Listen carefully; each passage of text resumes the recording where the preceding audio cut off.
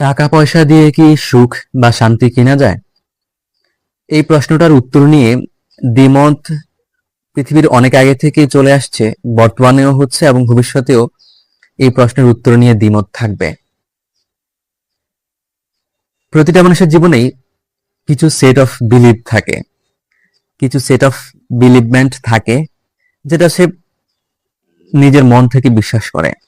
আপনি যত যুক্তি দেখান না কেন, সে এই কথাকে, তার যে বিলিভমেন্ট আছে, সেট অফ বিলিভমেন্ট, সেটা থেকে সে সরে আসবে না।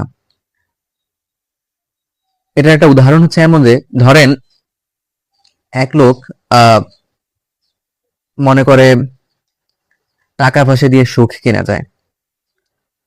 তো বর্তমানে সোশ্যাল মিডিয়ার যুগ, যেহেতু সেটা মনে করে, কোনো এক কারণে সে মনে করে, তো সোশ্যাল মিডিয়াতে অনেকেই কথা বলে এবং তার যে ধারণা টাকা পয়সা দিয়ে সুখ কেনা যায়, এই ধারণাটা কেবল পৃথিবীতে তারই নাই, আরো অনেক মানুষের আছে এবং অনেক মানুষ এটা প্রসারও করে সোশ্যাল মিডিয়ায়। সো যেহেতু ওই লোকের নিজস্ব বিলিভমেন্ট হচ্ছে টাকা পয়সা দিয়ে সুখ কেনা যায়, সো যখন সে সোশ্যাল মিডিয়ায় এমন টাইপ কথা কাউকে বলতে দেখে, তখন সে সেটাতে লাইক দেয় এবং সেই কথাগুলো শুনে। সো তার বিলিভমেন্ট যেটা আছে সেটা আরো দৃঢ় হয়, রাইট?